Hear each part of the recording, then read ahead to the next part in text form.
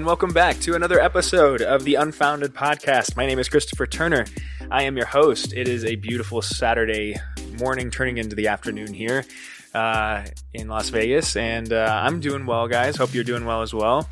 Man, I'm having a hard time talking lately. These last episode, I was stumbling all over my words. Hopefully today's a little different. Hope you enjoyed last episode. And without further ado, let's roll right into it, right? I've talked about before on the podcast, and I started an episode before. If you notice, I'll like try to take a certain concept, like one singular idea, and roll with that, whatever's on my mind. And then usually that leads us down a rabbit hole that seems to be somewhat valuable at this point, right? And I did before, I'm pretty sure one of the episodes, I can't remember which one, I started the episode with perseverance.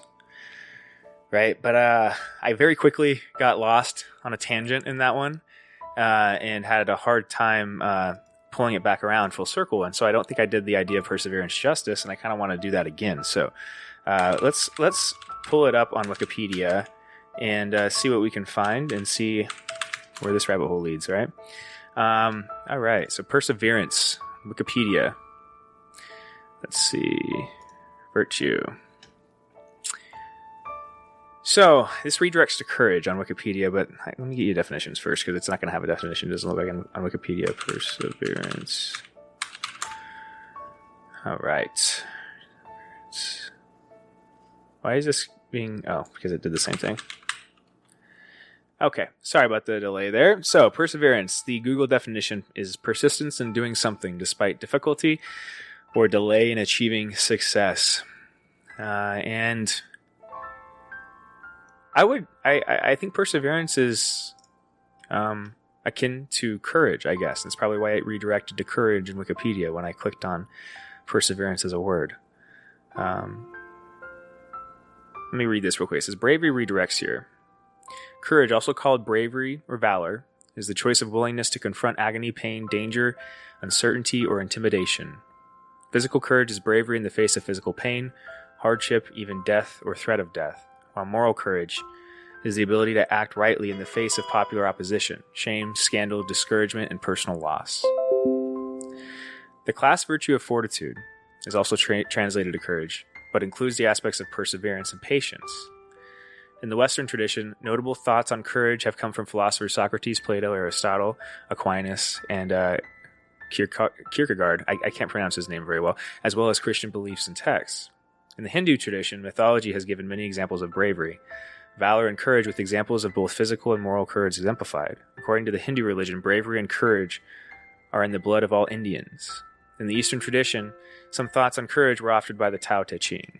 All right, so you see that this idea of courage is one of those virtues that is represented throughout the religious traditions, regardless of time and space, kind of as we've identified before, right? And that perseverance is kind of an idea that exists within the idea of courage, and patience as well. That both perseverance and patience require courage. And that, let's define patience real quick. Patience is the ability to endure difficult circumstances such as perseverance in the face of delay. So quite often, and I've talked, I think when we were doing the Seven Deadly Sins, I'm pretty sure I talked about patience before. But one of the things I've found is one of my Achilles heels as a person, as an individual, is impatience. And I think it's one of the areas that I'm flawed. It's one of my hurdles, to kind of put it in context with what we were talking about in the last episode. And one of my personal hurdles is getting over the feeling I get inside whenever something doesn't happen on the time frame that I believe it should. Right? And you can hear in the way I described that, the ego inside of that, right? That I think in many ways, me following my impatience leads me down the road to identifying where my ego's boundaries lie.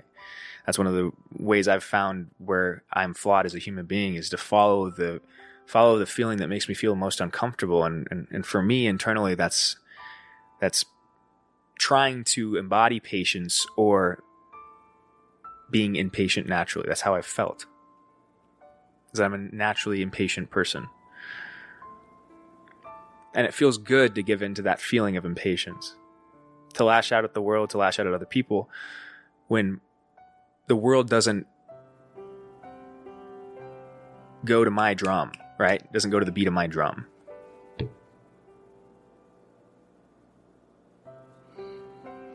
There's a pride in it, right?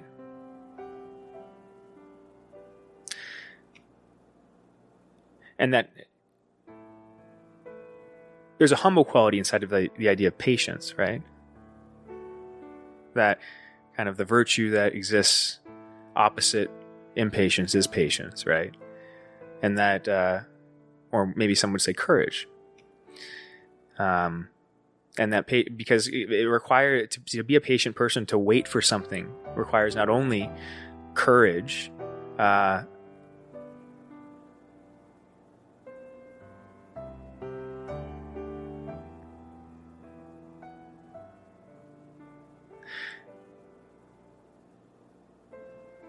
sorry guys, give me 1 second here. I have an idea popping into my head right now. But confidence. You have to have the vision. Right? You have to have confidence in yourself and your ability to see a path forward. You have to have faith that that path forward will come to be if you embody the traits that is necessary to make it into being. Perseverance to repeat those traits. Right? To repeat that process over and over again to make sure that you are the thing that by default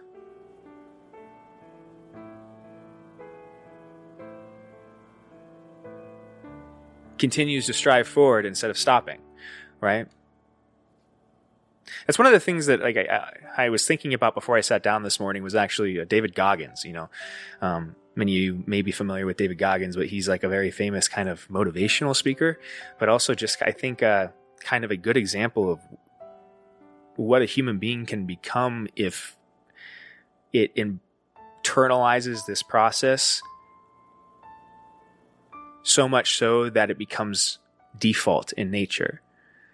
That the picking the thorny path idea that we talked about a little bit the other day, that you practice that so much, that you force yourself to choose a thorny path so much that when you're presented with one, there isn't a choice anymore. That you become the thing that automatically chooses the hardest path because you know that that's where the most value lies, right? And I think this is an idea that David Goggins and Jocko is another person, a famous figure that I think is pretty good at espousing this idea, and it's a very stoic philosophy in general, but it can be, I think some, if you're looking at it from an external perspective, would consider it somewhat masochistic, right? Because there is this way in which you tend to punish yourself by choosing the thorny path. That's at least the way it looks to people on the outside. But I think internally, once you start doing this process yourself, you realize that it's not about punishing yourself. That it's really a simple equation between you and the universe, that in order for you to get something out of the universe that's stable and sustained, it requires sacrifice. And that sacrifice is suffering. And so when you're presented with options in this world, choose the one that makes you suffer. That's your sacrifice. And that's the path, the just path that leads you to right reward, right, in this life. I think the way to scheme around that, to try to take that reward without the just sacrifice, without the suffering that goes along with it, is the idea of evil inside of you. The thing that wants things easily, right? The thing that thinks it's justified in having things easily. The thing inside of you that thinks it deserves something because it exists.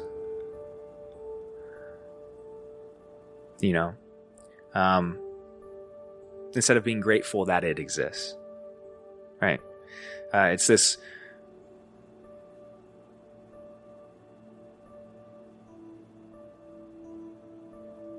And oftentimes that side of us is so hard to turn away from. It's overwhelming. the ease with which we can go through life when we just say, hey, you know what? The easy path's the right path.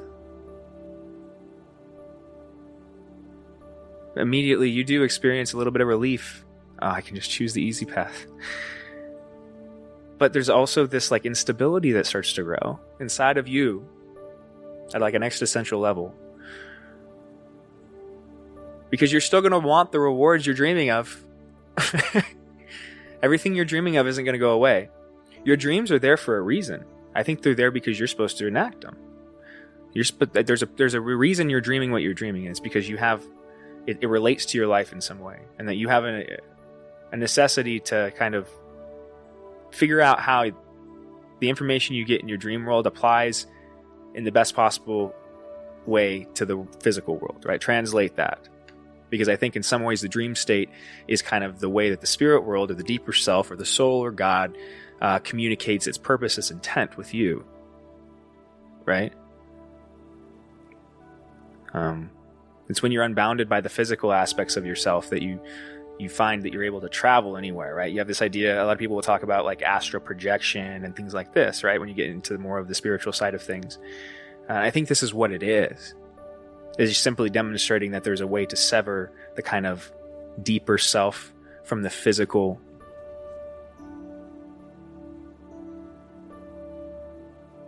node, or whatever you want to call it. And that in some ways, the only way that it's a necessary, that's why you can't, that's why you have to sleep maybe in some way too. Not only for the biological necessity, right, that your cells need to repair themselves, but also because you have to. There has to be a separation between these states.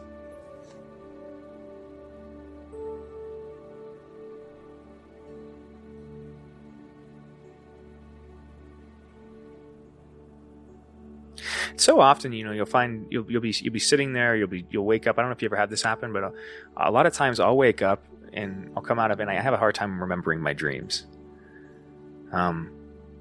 Which is another odd thing too, right? And many people have this problem where they have a hard time remembering their dreams. But they exist, right?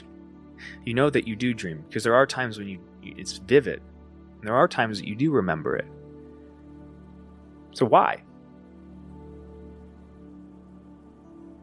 You know how it's like those dreams are so fleeting, they're so hard to grab onto, and it's like as soon as you wake up, you're just like, oh, it's slipping, and you can still feel it, but it's going to be gone in like 30 seconds.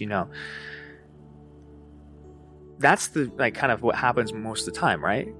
So why sometimes are there dreams that stick in your head that you remember? Why are there ones that repeat? Why do you see certain people or individuals in your dreams? Maybe you see symbols. Maybe you see places. Maybe you have really odd scenarios play out that you can't make sense of, but you still want to think about. There's something inside of you saying, hey, maybe there's something deeper to that. I don't know why the Tyrannosaurus Rex chased me from a school into the Amazonian rainforest, but let's try to figure out what that coded text means. You know what I mean? What that metaphor could entail when I try to apply it to my physical world. Because there's a reason you're remembering it, because you usually don't, right? The mechanism doesn't matter. How you're remembering that, why? But it doesn't matter. But why you are does. Why am I remembering that? I often will wake up in the morning, and the way that I experience this a lot of times is with songs. So I'll wake up in the morning and I'll have a song on repeat in my head. And just be playing over and over again. And it'll be a song that I haven't listened to in a very long time, right? Or something like that. And I'll be singing it kind of, or I'll find myself humming it when I'm in the shower after I got up. And sometimes that's how it hits me. It's like, why are you singing this? You know what I mean? Like, where did you get this from? Where did you pull this from? It's like, I don't know. You know what I mean? And usually when I start to think about it is when I realize, oh, this was something that came to you in a dream. This was something that was there in the dream world that you kind of, was a residual kind of takeaway. But also, what is it saying to you? What is the song saying to you? And every time I break it down, it's like, oh shit. It's incredibly relevant almost every single time. You just have to look. There's like intent behind your dreams.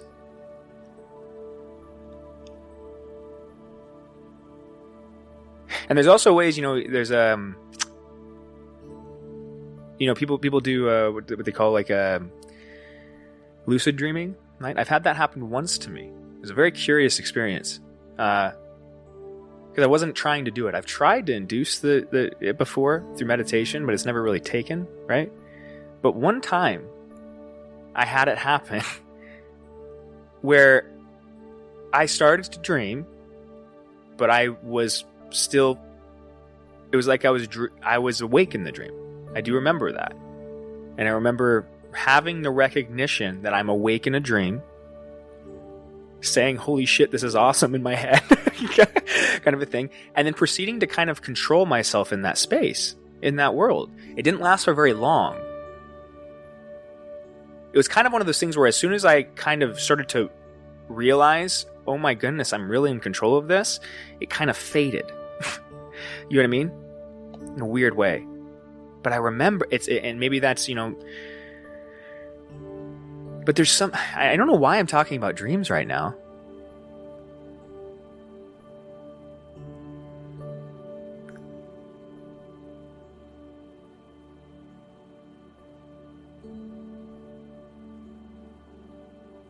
I think maybe sometimes when you're, the world can get very heavy, you know what I mean?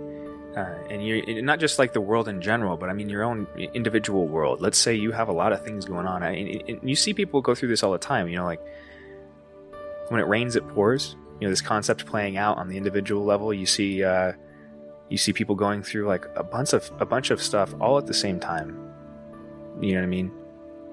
And when you get into those spots, it's when you get the most discouraged. That's when you don't know how to, where you're supposed to go, where you're supposed to turn. It's when, if you are an impatient person, you'll get the most impatient. That's when your really negative qualities will peek their head out because you're going to feel justified in feeling them or letting them loose in some sense, letting your demons loose to wreak havoc. Because you're experiencing suffering and you're experiencing a hyper potent form of it. The problem is I think there's a reason people experience this when it rains, it pours problem. Now, I don't know if I'm 100% correct by this, but I think there's an aspect of control that we do have over this, and that's many times the world can be a harsh place, and there can be times where negative effects have compounding negative effects, and so you experience life in a negative aspect of life, and that creates another negative aspect that compounds and kind of crushes you a little bit more. But I also think that we do a lot to add more weight on top of that, because we do a lot to not deal with our problems every day. We put a lot of energy into avoiding our problems, and so they kind of creep behind us, right? And they grow. I kind of like to imagine, it's like that picture of the Homo sapien evolution, right, from ape all the way into man. It's kind of growing each time.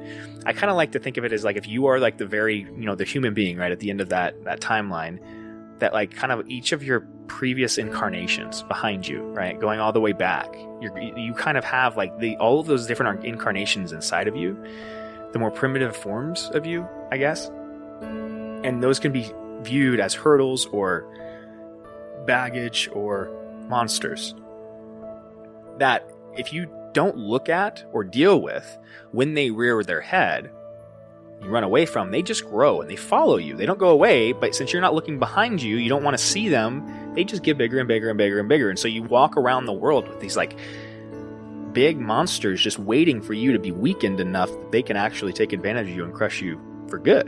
You know what I mean? And so when you do run into one of those walls, inevitably, when that rain hits, it pours, right? And because oftentimes we run around this world holding ourselves together with Band-Aids, you know what I mean? we're barely holding ourselves together, I think, as individuals in a modern sense. The modern individual is just barely stitched together intellectually and spiritually and philosophically, and so we're running around with like these little band-aids holding us together, but like each limb is like falling apart as we're trying to go through the world, and it's like we're getting and we don't have the ability to kind of make ourselves stable enough to kind of fight the monsters that we've created. And I think one of the ways that you can get yourself out of that when it rains it pours scenario, that cycle, is by knowing, in some ways, having courage to see the path forward, right? Having the confidence to know where that path lies, to see that path and having the courage to follow it. Perseverance to continue to follow it, even if it doesn't show you results on the timeline that you're expecting. To be patient, to wait for that reward, because you know that you are embodying the fundamental equation of the universe, that when you are in a sacrificial spot, when you do that, when you sacrifice something meaningful to you with good intent, what you get back is good. It may not be what you want. It may not be, the car that you wanted. Let's say you sacrificed, I don't know, say time and effort for a certain period of time so you could save for a car, but the car got more expensive or something. But then you're sitting there with a bank account that's flush, even though you can't buy the car, right? And now you can go and take a vacation. Sacrifice reward. Maybe not the reward you wanted, but you got the reward. You see what I'm saying? Many times we see the reward, we get so focused on the reward that we were sacrificing for, that when we don't get it or it doesn't happen on the timeline we want it, we say, fuck the reward, fuck the world, I'm going backwards. As if we're going to teach the world a lesson, right? Like we're going to change the world by like putting it in time out. You know what I mean? You're not going to do shit that way. You're just going to make yourself more miserable. Right? What makes you feel love internally, and joy internally, and feel timeless, that's what you follow inside.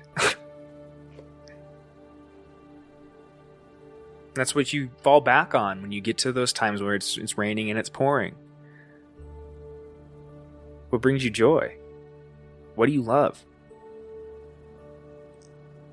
Because when you're in those times, if you turn to things that you think you love, it's a really good time to test what you think you love when you're in those times.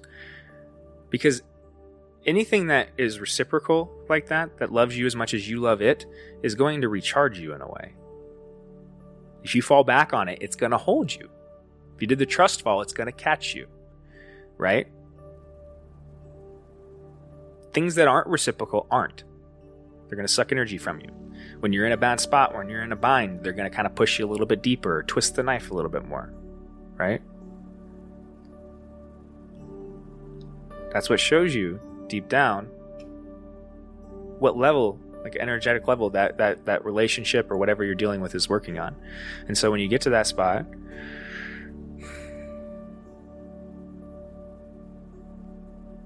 take note of those things.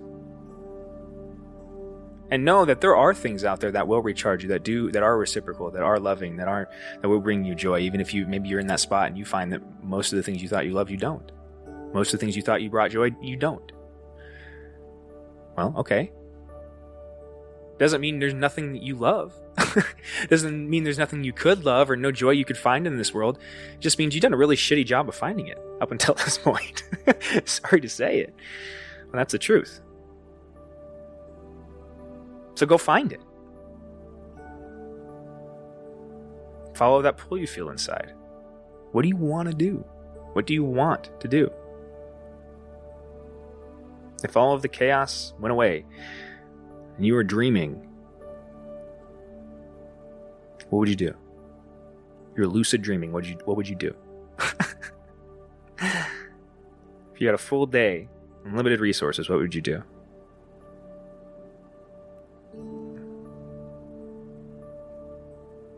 Have the perseverance to see that out, whatever that is. It's like all of these qualities, these traits, it's really interesting because if you just follow one of them, whatever's most important to you, it doesn't matter. Whatever part of, whatever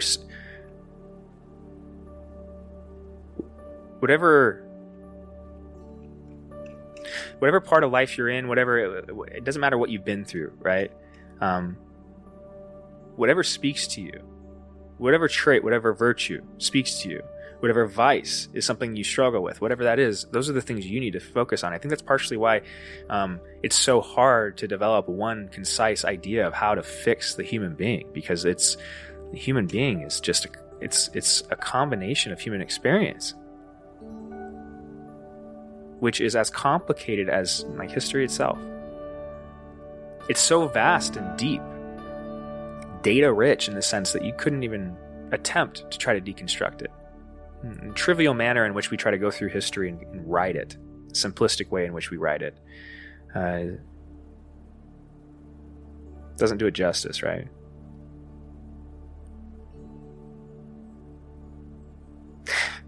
I know I'm having some really all over the place episodes recently, guys. I'm trying to just kind of follow when this stuff hits me, but I, for some reason, wanted to get that out. That I guess the point of it is, like, when you get to those dark places, what we got to is when you get to those dark places and the raining and the pouring is happening all at once, maybe it was a situation where you realize in that moment that shit, there's a lot of things I didn't deal with, but it doesn't matter now because I'm in it now. You know what I mean? That's exactly when the universe, God, yourself, your deeper self, whatever you want to call it, is calling out a better version of you. All of those hurdles are there because there is a better, bigger version of you that lays under that. There's this idea too that has been talked about before, and I don't know what the name of the theory is, but it's this idea that kind of every time you make a decision, you create an alternate dimension. Right? That when you make a decision, you're actually creating a rift in time and space that creates an alternate dimension, one in which you chose the opposite way. Right? If you imagine how that kind of balloons out, butterflies out as you expand it. Then if you were kind of to accept that, then it's kind of like, well,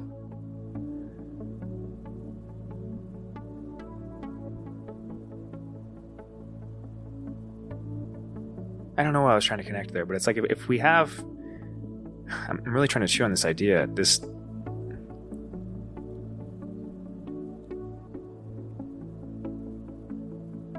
I don't know. I think that's what I got, guys.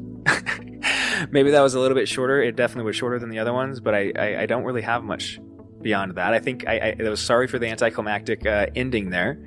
But I do hope you enjoyed this episode. I hope it was helpful at least, and hope you're staying safe out there. Please continue to like, share, and subscribe. I really appreciate your support. And this was the Unfounded Podcast. Signing off. Be safe. Bye-bye.